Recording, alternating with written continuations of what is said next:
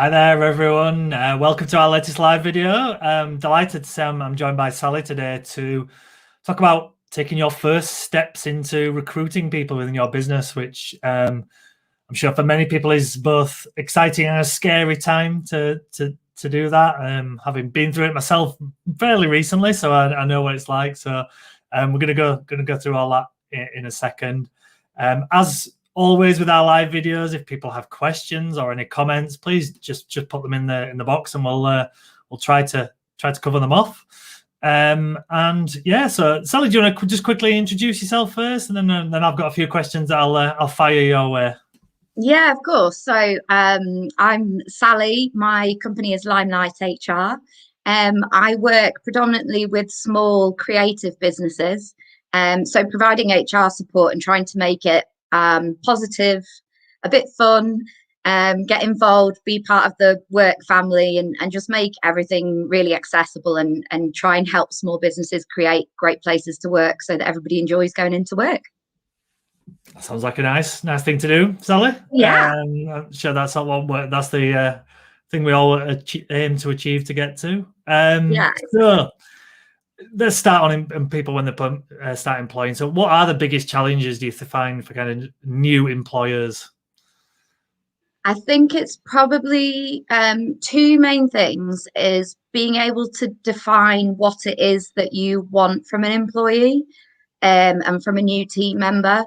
And the other thing is finding the time to do it properly, because it's one thing making the decision, it's another thing entirely giving it the time that it needs and deserves. So in terms of deciding what you want from the person, I suppose quite often people have an idea in the head of what they want, and if they don't go through a process of really working out what exactly that looks like and what it's going to mean longer term, they just sort of throw something together, and then you get people in for interviews and you tell them all about this great job, and then it turns out that the reality 3-6 months down the line isn't at all what you sold them, and then you're not getting what you want from them, and they're just feeling really disengaged and not very excited because they're not getting to do all of the things that you said you were going to do. So it's basing it on real need, not just wouldn't it be exciting if we could do this. And time wise, I think it's just, people do give up a lot of their own time in terms of looking for jobs, going for interviews, finding ways to fit it around their current job, their families. So I think there's an amount of respect that you have to put in as somebody who's looking for a new team member, that you make the process as easy as possible, and that you put the time and effort into it so that it's organized and planned, and you know exactly what you're doing, and that you communicate with them, and that you get back to them straight away and don't leave people hanging. And I think people can misjudge quite how long the recruitment process takes. It's a lengthy process if you do it properly, but that makes it more enjoyable for everybody involved if you do plan it that way. Absolutely. I think the biggest challenge I found, or one of the biggest challenges, was that when you run your own business, obviously you do everything your own way. You've got this way of working, you've got your ideas, and you've got it, and it kind of works, doesn't it? In a very kind of chaotic type of a way, but it does actually work. To then kind of take a section of that, get it out of your head, and give it to somebody else in a process that makes sense is time consuming, but also quite difficult because we all work in different ways, and then being able to adapt that, I think that's the biggest challenge I found. I don't know if I guess that's probably relatively common as well. Yeah, absolutely. And I think there's an element of spending a good amount of time writing down everything that you do every day, because there's so many things that you forget. And if you can just brainstorm everything that comes up, and then you can try and find, I suppose, groups of things that are similar to each other or fit with each other. And then that starts to create, maybe 3 key areas of the role, like that the person will need to be responsible for or concentrate on. And then within that, you can break down what that looks like.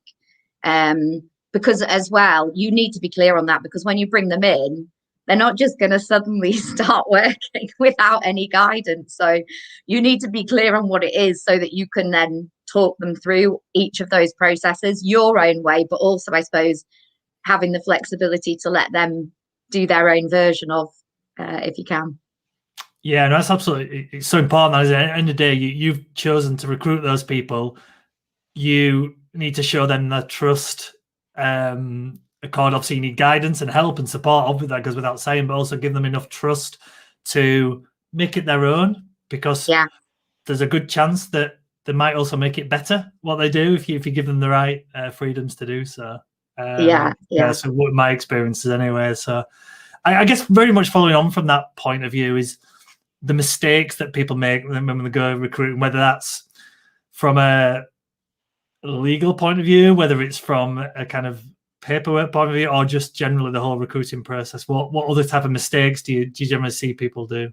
I suppose quite a lot happens within things like job descriptions and job adverts. So it can just be not defining a role very clearly. It can be using a lot of jargon or a lot of words that are specific to your company or your industry, but just make it not very easy to understand from people for people outside of that. And you don't necessarily want people just from your own industry, because you get a diversity of thought and opinions and views if you open yourself up to other industries. So make your job description accessible to everybody so that it's clear what's involved.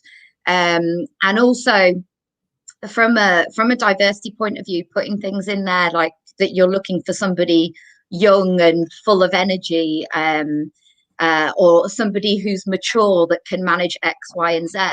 It's obviously completely the wrong thing from a discrimination point of view, that you shouldn't be picking and choosing what that person looks like. You're just advertising what it is that your role is, and then you should just be opening it up to everybody to apply so you can see who are the best people available. So a lot of people make mistakes like that in job descriptions just because it's quite old school to write them in a certain way and people have got used to it.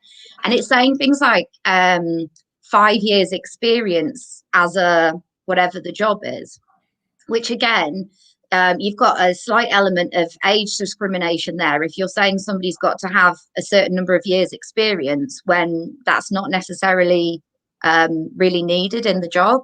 So it's not about the number of years experience, it's what skills and responsibilities are you looking for within that. Somebody could have been doing a job for 5 years and not have done or achieved what a superstar has done in a year.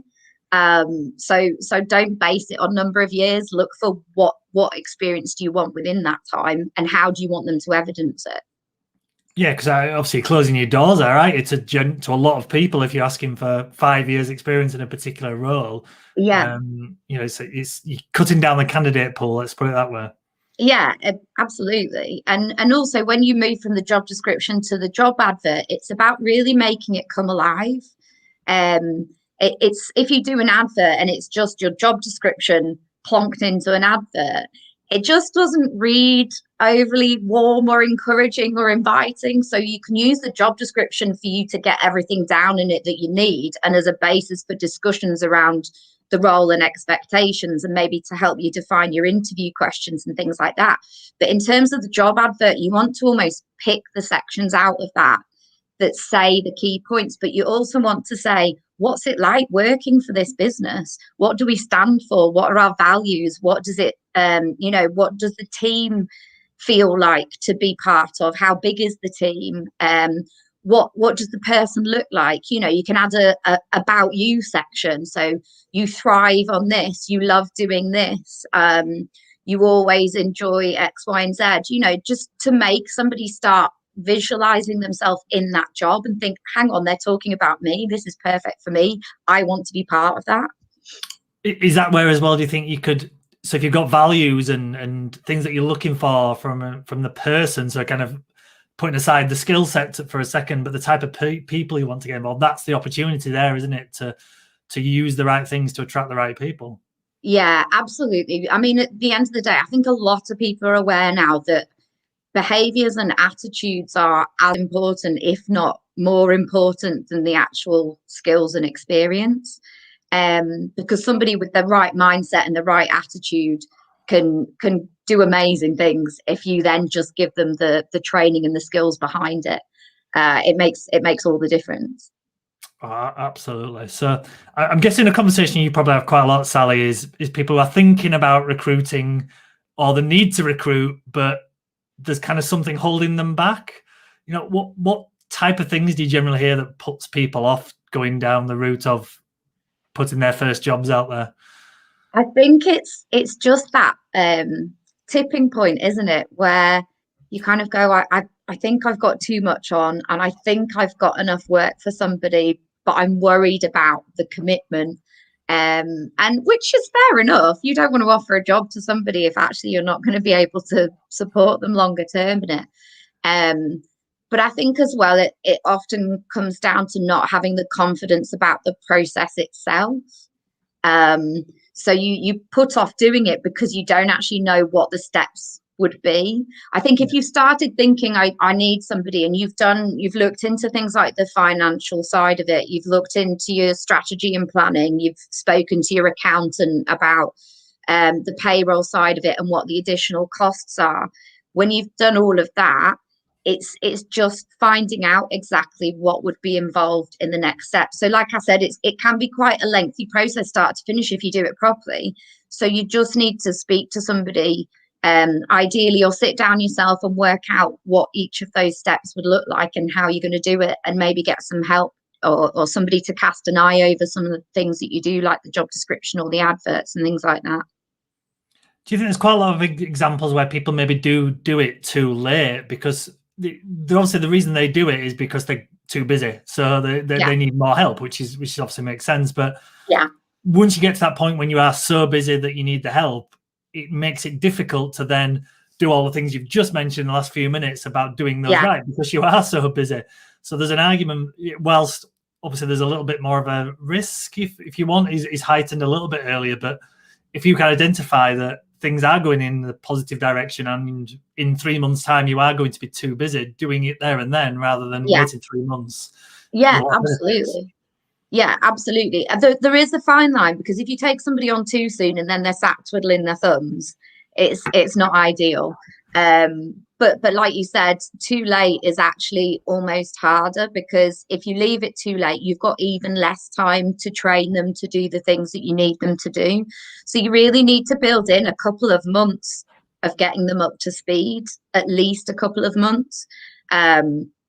So yeah, you need to start planning it as soon as possible, really, because you've got to take the time to have the advert out, do the shortlisting, do the interviews. They might have a notice period at their current job.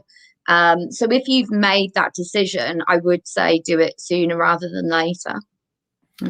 Yeah, and do you think there's an argument as well that to get maybe your first employee is someone whose role, you kind of touched on it there, that you don't want them sitting around twiddling their thumbs, but if you've kind of thinking, well, I could do with some help in this or this, I'm not quite sure where to go, maybe a type of role where there's quite a lot of proactive work involved, so they're never at that stage. So it might be a sales type role, it might be like social media management, marketing type role, where there's always something to do, rather than something that's very specific to a series of things getting done.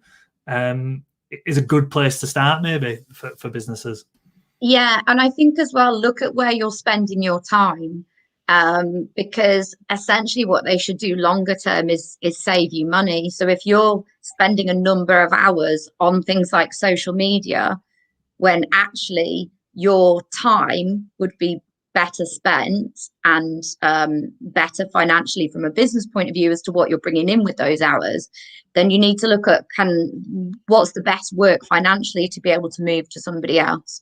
As well, if you're maybe outsourcing elements of the job and you've got high costs in that, you might want to look at, okay, if we bring that in-house, how much can we reduce the cost, but have somebody dedicated to doing what it is that we want them to do, and somebody who really gets involved in the brand and knows the business so that they can actually do it really effectively. So definitely something like social media and marketing is really good. As well, if there's things you don't like doing, say things like a bit of the sales stuff or the marketing and things like that.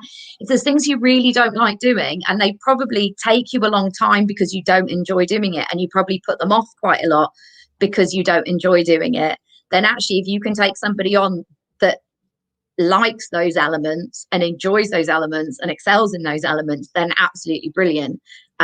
So it's about, I suppose, finding where your weak points are and trying to find somebody who can fill those gaps so that they add to what you've got rather than just being another version of you. Yeah, absolutely. I think adding people who are better than you at certain things is absolutely the key, isn't it? Yeah. So how important is it to make the right and good decisions when it comes to recruitment? Now, no one's perfect and everyone will have got this wrong at some point, of course, but how important can it be? And what effects can it be if you don't get it right? Yeah, it's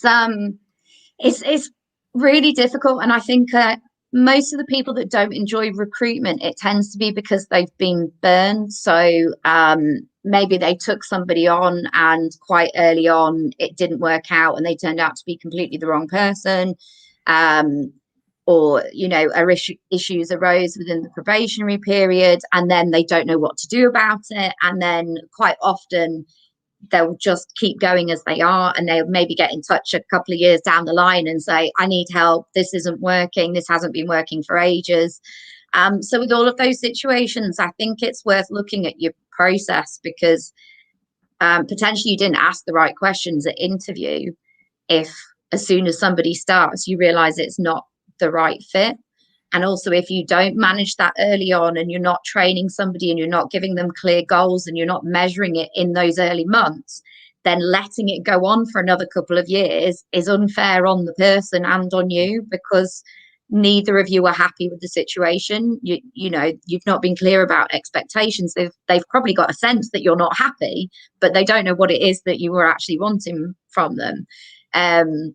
So yeah, I think it's really important to define those things early on, and that's why I say to put the effort in as well, because the cost of having somebody join the business when you've put all of those hours in, they've potentially quit their job to come and join you. It has an impact on their finances. It has an impact on your finances if you have to start the recruitment process all over again, the time that you might have put into training them. So it really is key to get it right at the beginning. And I always say the first 7 to 10 people that you recruit are the most important people that you will take on. They will define how well your business does. So if you don't put the effort into getting exactly the right people at the beginning, then it's going to have an impact on how well your business does and how quickly it does well. It's not enough just to have somebody that's okay. I think if you're on the cusp and you're just feeling the pressure to take somebody on, don't do it, because it will just store up an issue for down the line. Like you said, if somebody waits until they're so busy and they think, I just need a bum on the seat. That's what people do. I just need somebody in there doing it. But you get them in, they're not the right person. You don't give them the training because you haven't got the time. And then they just don't do great in the job. And then you spend so long managing that side of it and not enjoying the fact that you're managing that side of it, that it just becomes a really negative kind of time consuming process. So I'd say hang on until you find the right person if you possibly can. It will make a difference. Absolutely. I think the point you made there really resonated with me. Is obviously I think what's happened in the last year or so, that this kind of idea of the right people together and being in the right environment and all that kind of thing, and the, like I said, shared values are so important. And I think that you need to bring that out in the recruitment process to make sure that the right people. So whatever type of business you have, if you are going to be working from home for the next 10 years, then that needs to come out and people need to be made aware of that, and then choose the right people. And obviously the opposite of that, if you're in the office, again, you need the same thing, and you need to look at that. I think that's so important now more than ever. Absolutely. And it's including things like that in the job description and the job advert. If there are key values that mean everything to you, and that your business stands for, and key elements of the brand that really stand out and it's what your customers know your brand for. That's got to be included right from the beginning, because that's what you want to find in other people. So you want to put it out there so that when they look at it, they say, that's what I believe in too. That's where I want to be. Absolutely. Now, finally, Sally, I know you're doing something to help people who are in the first kind of look into employing. Do you want to tell a little bit about the things you're doing with the recruitment pack? Yeah, so I've been really lucky to work with loads of businesses that are doing really well despite everything that's gone on, and it's really great and positive to be involved in all of that. And they're actually, a lot of them, having to recruit for the first time or recruit more staff. So I just find I get a lot of queries from small businesses around a lot of similar things, a lot of what we've been talking about today. And there's only, I mean, it's quite a big subject, and there's only so much you can fit into these kind of, half an hour. If I have an hour's call with somebody, there's still only so much I can do. So I thought, actually, if I can put together all of the information based on all my years of experience in HR and recruiting, and also based on all of the questions that I get asked by people, so that there's a really straightforward, somebody comes at recruitment with very little idea of how to go about it, and they get a full guide, and then all of the templates that they need and checklists, everything they need to follow and plan, so that they can sit down with this one pack and plan out the whole of their recruitment and get all of the help they need, so that they can do it themselves and not spend any money having to go external, and hopefully avoid making any of the mistakes. So yeah, so I put together this recruitment bundle. I've done it for a bit of a crazy price of £10 for the first 2 weeks. So everyone's saying, what the hell have you done it like that for? Because it's full of information. But I just, I do genuinely want to help small businesses. And I thought, I want to put this out there and see what the feedback is and see if it's got everything that people need. So I've put it out for the £10 for 2 weeks. And then hopefully those people that are a bit nervous or need a bit more confidence about recruiting, it gives them everything that they need. That sounds great, Sally, and fantastic. And obviously, if anyone's interested in finding out more or contacting you, where's the best places to go? Yeah, I suppose LinkedIn's pretty easy to find me, and I've got a few posts on there at the moment that have got the links to the pack. Also on Instagram, there's a Limelight HR is on Instagram, and there's a link in the bio to the pack. But also, if people want to email me, it's sally@limelight.hr.co.uk. Fantastic, Sally. And obviously, just in case anyone can't find you for whatever reason, just let us know at Northern Affinity, and we've got all Sally's details. You've got all my links. We've got all your links, yes. Well, thank you so much for that, Sally. And it sounds great what we're doing, and I think it's, hopefully it's a positive sign that we've got a lot of people looking at recruiting at the moment. Yeah. Both kind of for the first time and more and more. So, fingers crossed that will continue. But yes, thank you so much for your time. If anyone's watching this and they are watching later, because we'll put it on the various social channels and the YouTube channel and things like that, and they've got questions for Sally, please, let us know, and I can pass them on to Sally as well. So yes, thank you so much for your time, Sally, and thank you everyone for watching. Thanks, Michael.